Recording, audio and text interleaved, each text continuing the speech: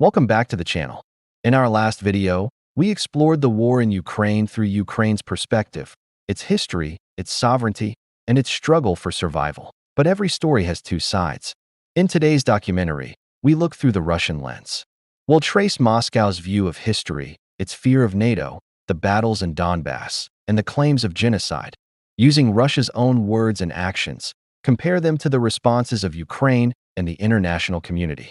In July 2021, just months before the full-scale invasion, Vladimir Putin published an essay on the Kremlin's website titled, "On the Historical Unity of Russians and Ukrainians." He wrote, "Russians and Ukrainians are one people, a single whole." He argued that Ukraine's statehood was an artificial creation shaped by Lenin and the Soviet Union. And he concluded, "True sovereignty of Ukraine is possible only in partnership with Russia." For many observers, this essay was not just history. It was a political manifesto, a blueprint for what came next. To understand why Putin wrote it, we need to look back at the history he invoked. Russia traces its connection with Ukraine to the medieval state of Kievan Rus, formed in the 9th century with Kiev as its capital. In 988, Prince Vladimir the Great adopted Christianity from Byzantium, shaping the spiritual identity of the Slavic world. For Moscow, this was the baptism of a shared Russian-Ukrainian civilization. But their paths diverged. In 1240, the Mongols invaded, sacking Kiev. The city never regained its power. Meanwhile, small northern towns like Moscow and Novgorod survived and grew into new centers of power. By the 14th century, much of Ukraine fell under the rule of Poland and Lithuania. Moscow saw itself as the last bastion of orthodoxy against Catholic Europe. By the 16th and 17th centuries, a new force had emerged on the steppe, the Cossacks. Who were the Cossacks? They were free warrior communities of runaway peasants, adventurers, and frontier settlers who built lives along the Dnieper and Don rivers. Skilled horsemen and fierce fighters, the Cossacks elected their own leaders and valued independence. In Ukraine, the Zaporozhian Cossacks are remembered as defenders of orthodoxy against Polish and Ottoman rule. In Russia, the Don Cossacks are remembered as loyal frontier guards of the Tsar. To this day, they symbolize two different legacies: freedom and resistance in Ukrainian memory, loyalty and empire in Russian memory. In 1648, the Cossack leader Bohdan Khmelnytsky led a revolt against Polish rule. Seeking protection, he turned to Moscow. In 1654, the Pereyaslav Agreement pledged the loyalty of the Cossack hetmanate to the Russian Tsar. Moscow celebrates Pereyaslav as a reunion of one people. Ukrainians often see it as the beginning of lost independence. At first, the Cossacks hoped Moscow would be a protector. But over the years, the promises of self-rule faded. Hetmans were no longer freely chosen, their powers curtailed, and step by step the hetmanate lost its independence. By the 1760s, under Catherine the Great, its autonomy was abolished entirely, and what had once been a proud Cossack state was absorbed into the Russian Empire. When Catherine the Great rose to power, Ukraine's independence had nearly vanished. She pushed south, fighting the Ottomans and the Crimean Khanate. By the late 1700s, Russia had seized huge stretches of Black Sea land, what it called Novorossiya, or New Russia. Cities, ports, and farms sprang up, built by settlers from many backgrounds. In Moscow's view, these lands were conquered and integrated into the empire. Ukrainians remember it as colonization, the deliberate dilution of their identity. By the 19th century, the Russian Empire moved to suppress Ukrainian identity. In 1863, Minister Pyotr Valuev issued a secret decree, the Valuev Circular. It banned Ukrainian-language schoolbooks and religious texts, declaring, "There never was, is not, and never can be any separate Little Russian language." Just over a decade later, in 1876, Tsar Alexander II signed the Ems Ukaz, banning Ukrainian books, theater, and even the import of Ukrainian publications from abroad. For Moscow, this was integration into a common empire. For Ukrainians, it was cultural suffocation. Yet even after centuries of pressure, the dream of independence never fully died. In the chaos of the Russian Revolution, Ukraine saw its chance. In 1918, it declared independence, raising its own flag at last. But the dream was fragile. By 1922, The Red Army had marched in, and Ukraine was folded into the newborn Soviet Union as one of its founding republics. Then came the 1930s, and with them, disaster. Stalin's collectivization tore through the countryside, stripping families of their grain and livestock. Entire villages starved. By the time it ended, 3 to 4 million Ukrainians were dead. Ukraine remembers it as the Holodomor, a deliberate genocide. Moscow insists it was part of a wider Soviet tragedy that scarred many republics. But for Ukrainians, it remains one of the darkest chapters of their history. Then came World War II. Most Ukrainians fought in the Soviet Red Army, side by side with Russians, against Nazi Germany. But not all of them. In the West, some nationalist groups thought the war was their chance for independence. At first, they even tried to work with Germany. But when Berlin refused to recognize a Ukrainian state, those fighters turned and ended up battling both the Nazis and the Soviets. And here's why that still matters today.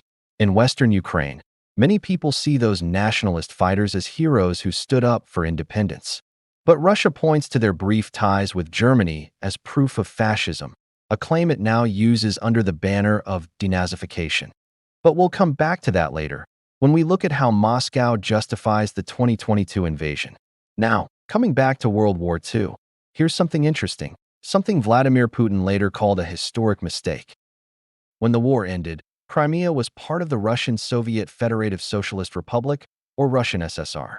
At that time, the Soviet Union wasn't one country in the way we think of it today.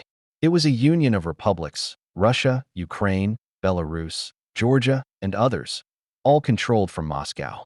On paper, these republics even had the right to leave the Union, but in reality that was just words. The Kremlin made all the decisions. That's why, in 1954, when Soviet leader Nikita Khrushchev transferred Crimea from the Russian Republic to the Ukrainian Republic, it didn't seem like a big deal. Both were part of the same country anyway.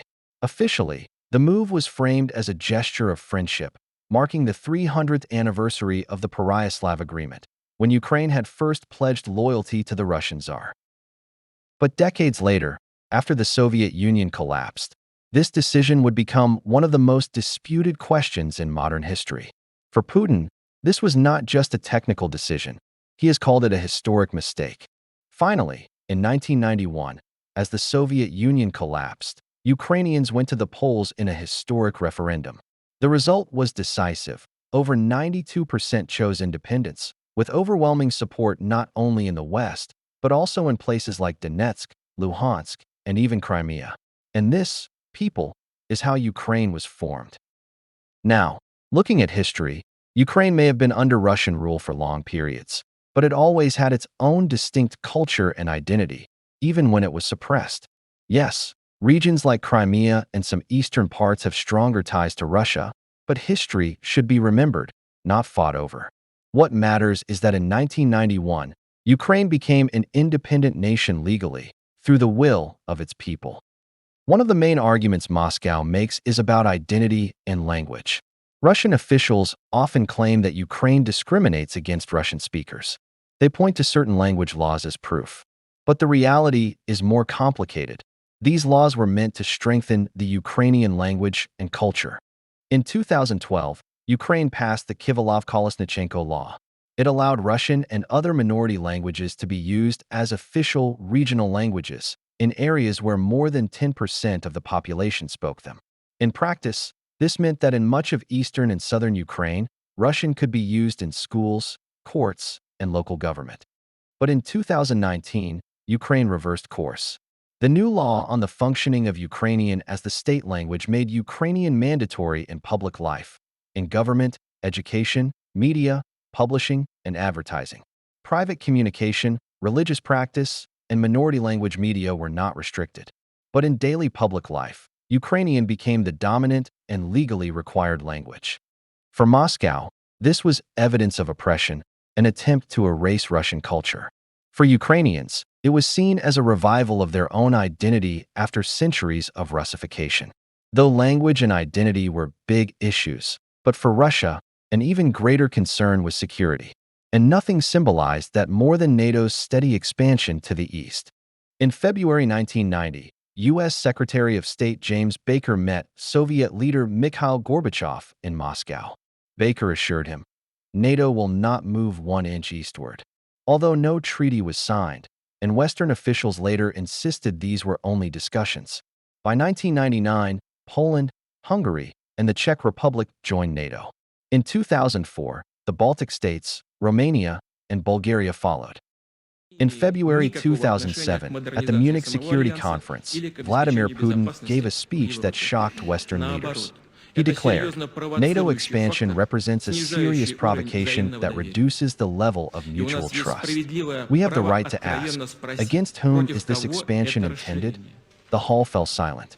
Many diplomats later recalled that moment as Putin's open warning. The breaking point came in April 2008 at NATO's Bucharest summit. The alliance declared, Ukraine and Georgia will become members of NATO. For NATO, enlargement was voluntary, a matter of nations freely choosing their security partnerships. For Moscow, it was proof of encirclement, and Ukraine's potential NATO membership became, in Russian eyes, an existential threat. Since the early 2000s, Russia had watched a wave of so-called color revolutions sweep through post-Soviet states. Georgia's Rose Revolution in 2003, Ukraine's Orange Revolution in 2004, and Kyrgyzstan's Tulip Revolution in 2005. Each time, popular uprisings toppled pro-Russian leaders and brought governments closer to the West. In the Kremlin's eyes, these were not spontaneous movements but Western-engineered coups, driven by US and EU support for NGOs, activists, and opposition parties. In 2014, a similar protest broke out, known as the Maidan Revolution, which brought a pro-Western government to power. Russia saw history repeating itself and called the uprising a Western-backed coup. Now, over the years, NATO has gradually expanded eastward, circling Russia even without direct provocations. And for Russia, losing Ukraine to NATO would be a serious threat to its security. In May 2014, tragedy struck Odessa when clashes between pro- and anti-Maidan groups spiraled into chaos. Pro-Russian activists took shelter in the trade union's house, which caught fire, killing more than 40 people. Ukraine's investigation was slow and incomplete, and Moscow has since used the event as proof that Russian speakers were under threat. Soon after, protests spread to the Donbass, where people demanded autonomy from Ukraine. Separatist groups emerged, calling for full independence, and they quickly gained support from Russia. In response, Ukraine cracked down hard, and the clashes escalated into a civil war-like situation where thousands died and millions were displaced. Russia's narrative focuses on atrocities committed by Ukraine. The volunteer battalions, especially Aidar, Azov, Tornado, and Dnipro 1, were notorious in Moscow's propaganda, and rights groups did document abuses. Amnesty International, 2014, reported that the Aidar battalion carried out abductions, beatings, and extortion in Luhansk Oblast, calling their actions a reign of lawlessness. Human Rights Watch, 2014, accused Ukrainian forces of using cluster munitions in Donetsk City, weapons banned by much of the world because of their danger to civilians. In 2015, a Ukrainian parliamentary commission revealed that members of the Tornado Battalion had been involved in rape, torture, and robbery in the Donbass war zone. Several fighters were later convicted in Ukrainian courts. In 2022, Human Rights Watch reported that Ukrainian forces had also used banned anti-personnel mines near Izium, further fueling Moscow's accusations. At the same time, Russia-backed separatists committed their own atrocities. The UN documented arbitrary detentions, torture, and summary executions in separatist-controlled Donetsk and Luhansk. Journalists and activists were kidnapped or killed for their views. In 2014, Malaysia Airlines flight MH17 was shot down over Donbass by a Russian-supplied Buk missile system, killing 298 civilians, an act the international community blamed on separatists. Russia presents these events as proof of genocide against Russian speakers. Ukraine acknowledges crimes by rogue units, but insists these were investigated and punished. Independent observers, the UN, OSCE, Amnesty, and HRW, agree. Atrocities occurred on both sides, but no evidence of genocide has been found. The memory of these years, especially events like Odessa, the actions of Adar and Tornado, and the civilian toll, became central to Moscow's justification for the 2022 invasion. In February 2015, peace talks in Minsk produced the Minsk II agreement. It promised a ceasefire, withdrawal of weapons, and autonomy for Donbass. But implementation collapsed. Kyiv accused Moscow of never pulling out its forces. Moscow accused Kyiv of refusing autonomy. Minsk became another symbol of mutual distrust. For 8 long years, Donbass remained a frozen conflict. But in 2022, Moscow claimed it could wait no longer.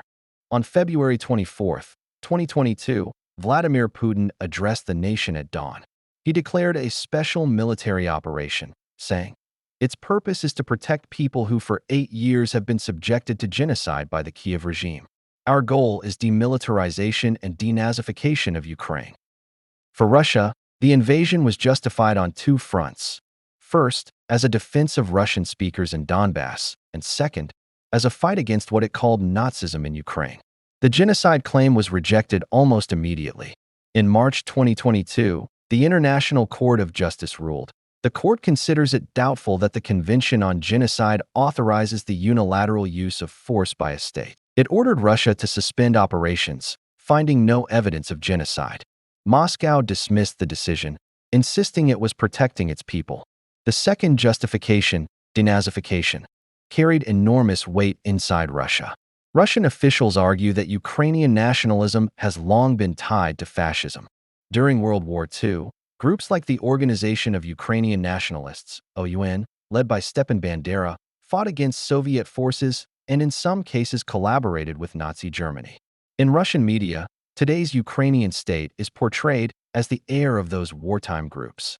Streets named after Bandera and monuments honoring nationalist partisans are shown as proof that Ukraine glorifies Nazi collaborators.